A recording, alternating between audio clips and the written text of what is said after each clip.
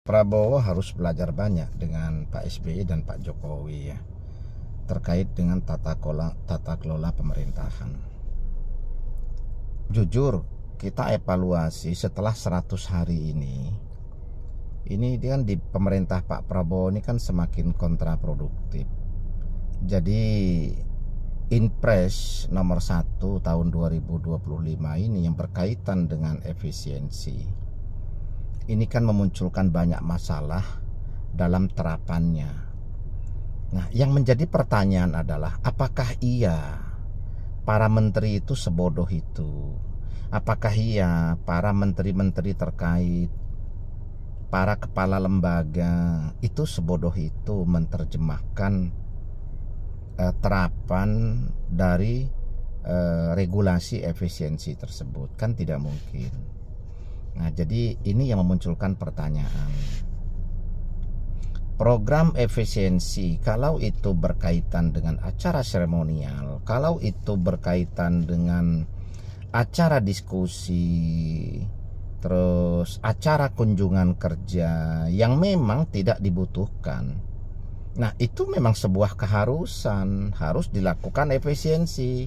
Karena apa? Karena sudah menjadi rahasia publik ya, bahwa di dalam jajaran birokrasi di setiap kementerian ini kan setiap tahun kan ada kunjungan kerja, ada acara seremonial, ada diskusi yang sifatnya hanya untuk menghabiskan anggaran, dengan alasan kalau anggaran tidak habis atau tidak terserap, maka di periode tahun berikutnya itu anggaran akan dikurangi lah. Jadi biasanya setiap kepala kantor itu yang ada di kabupaten atau ada di provinsi kan biasanya kan melakukan hal-hal semacam itu. Nah, sehingga program Pak Prabowo untuk melakukan efisiensi di mana potensinya bisa mencapai 300 triliun lebih ya, lalu dialihkan kepada program-program yang pokok, lah ini memang sangat didukung.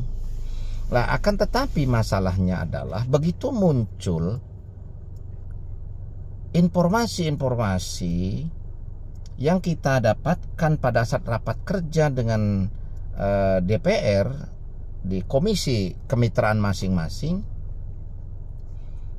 ini kan efisiensinya kan ternyata bukan hanya sekedar apa yang disebutkan Pak Prabowo ya, yaitu seremonial, kunjungan kerja, forum diskusi, kan bukan itu. Nah, contoh misalnya seperti di Kementerian PU ini kan dikurangi sampai 81 triliun, sehingga kan yang kita baca di berita, yang kita dengar di berita kan biaya untuk perawatan sekitar 7.000 sekolah ya dan pembangunan ini kan akhirnya kan menjadi nol. Nah, ini kan menjadi kontradiktif dengan program untuk meningkatkan kualitas sumber daya manusia. Lah, karena bagaimana nanti kita bisa meningkatkan kualitas sumber daya manusia kalau hanya hulunya yang diperbaiki, hilirnya tidak. Nah, hulu yang dimaksud adalah gizi anak itu ditingkatkan dengan diberikan makan bergizi gratis, tapi ternyata mereka mau sekolah, fasilitas sekolah bermasalah. Nah, jadi kan ini kan kontradiktif. Lalu setelah muncul berbagai diskusi, berbagai tentangan ya, berbagai kajian di publik, akhirnya kan baru berubah. Sekarang akhirnya kan anggarannya naik menjadi 50 triliun lebih. Lah, padahal tadinya kan hanya tinggal 20 sekian triliun, dan itu akhirnya kan jadi memunculkan pernyataan Menteri PU yang kontroversi. Nah, jadi ini catatan untuk Menteri PU, tidak seharusnya menteri kok komentar seperti itu, dan ini berbahaya, ini sangat tidak baik. Kalau saya selaku presiden, ini udah langsung saya reshuffle, karena kalimatnya sedikit tapi nyelekit. Nah, progres bagaimana? Uang nggak ada. Ya, progres ada, itu makan siangnya Pak Menteri. Nah, ini bahasa yang akan memunculkan multitafsir, dan ini menunjukkan ketidakhormatan dia terhadap atasan atau terhadap presiden. Nah, dan tidak menunjukkan militansi dan kepatuhan. Nah, ini dia merasa punya power, dia merasa punya kuasa mengelola, dan dia punya punya perasaan dia dibutuhkan menjadi menteri itu. Lah ini sangat kontraproduktif. Jadi kalau saya Pak Presiden sudah saya resapel langsung. Ini Menteri PU salah satu menjadi catatan. Lah ini memang Pak Prabowo perlu belajar banyak dengan Pak Jokowi, dengan Pak SBY terkait dengan tata kelola. Bagaimana dari setiap kementerian itu koordinasinya yang tepat seperti apa. Sehingga Pak Prabowo ini dengan berbagai program besarnya itu betul-betul mampu diterjemahkan dalam tataran teknis oleh para menteri dan ketua lembaga. Nah itu yang pertama. Yang kedua, Pak Prabowo perlu menyaring ulang, mengkocok ulang semua anggota kabinetnya. Karena anggota kabinet Pak Prabowo ini masih ada dan masih banyak. Itu yang tidak hormat dan tidak menganggap Pak Prabowo ini sebagai presiden. Nah, bahkan Pak Prabowo kan betul-betul merasa, katanya ada yang merasa menjadi raja kecil. Dan ini harus segera dibersihkan. Karena kalau tidak wibawa pemerintah ini akan turun. Akan bermasalah nanti posisi jabatan Pak Prabowo di hadapan rakyat dan di hadapan parlemen maupun di hadapan lawan politik ya. Dan lebih parah lagi nanti akan punya penilaian yang kontradiktif dari negara tetangga. Terus yang ketiga, Pak Prabowo ini harus membentuk tim khusus yang betul-betul difungsikan untuk memetakan atau memitigasi dari segala potensi sumber daya yang bisa diberdayakan menambah pundi-pundi pendapatan negara dan memitigasi potensi masalah yang dimunculkan apabila diambil satu kebijakan.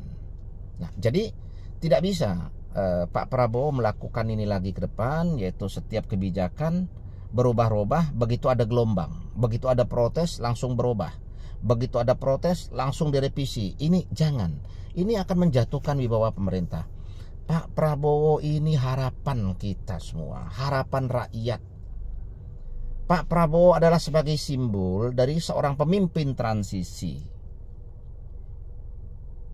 dari posisi negara untuk menyambut kejayaan, untuk menyambut sang ratu adil atau pemimpin yang betul-betul adil yang akan membawa Indonesia menjadi Indonesia emas. Lah jadi posisi Pak Prabowo ini adalah posisi penting. Sehingga Pak Prabowo ini betul-betul harus bisa menjalankan programnya secara efektif, betul-betul bisa menjalankan programnya secara produktif, dan betul-betul bisa menggali segala potensi sumber daya yang bisa diberdayakan menambah pendapatan negara. Pak Prabowo harus memulai menjadi presiden yang mengurangi hutang dan menambah pendapatan. Karena pernah saya katakan, presiden selama ini kan sekalipun berhasil, tapi kan belum menambah pendapatan, tapi baru menambah hutang. Tetapi dalam teknisnya memang kita harus akui bahwa setiap presiden itu ada keberhasilan. Tetapi Pak Prabowo harus mampu menciptakan nilai yang berbeda. Pak Prabowo di periode ini harus mampu meningkatkan pendapatan APBN, sumber pendapatan APBN dari berbagai sumber daya yang kita miliki. Sumber daya alam, sumber daya pertanian, atau sumber daya yang lain, hutan, dan lain sebagainya. Bagaimana APBN kita yang 3.200 triliun bisa mencapai 4.000 atau mencapai 5.000 triliun bukan dari hutang. Bagaimana hutang kita yang setiap tahun ini punya kewajiban bayar bunga sekian ratus itu bisa menurun karena hutang sebagian sudah dicicil.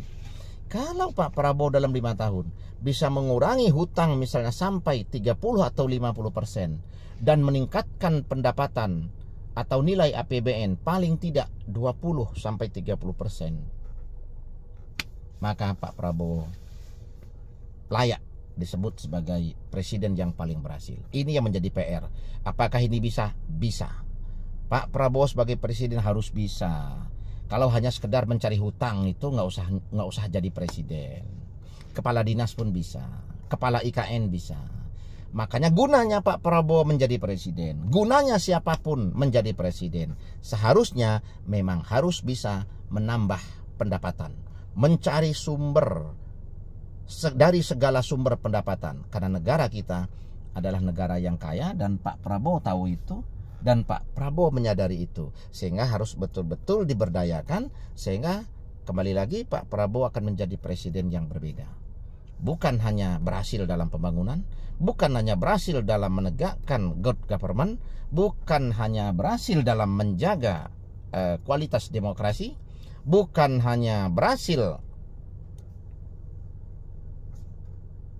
membangun infrastruktur, dan bukan hanya berhasil untuk mewujudkan program makan bergizi gratis, bukan hanya berhasil nanti membangun dan merehabilitasi sekolah-sekolah yang rusak, sekolah-sekolah yang kurang bermutu, tetapi Pak Prabowo juga mampu meningkatkan nilai pendapatan negara sehingga menjadi bertambahnya nilai APBN dan mengurangi hutang negara. Kalau tidak dimulai dari Pak Prabowo, kapan lagi? Ingat, hutang kita kan tambah banyak. Mulailah kurangi hutang, tapi tambahlah pendapatan. Itu baru Pak Prabowo akan menjadi presiden yang hebat.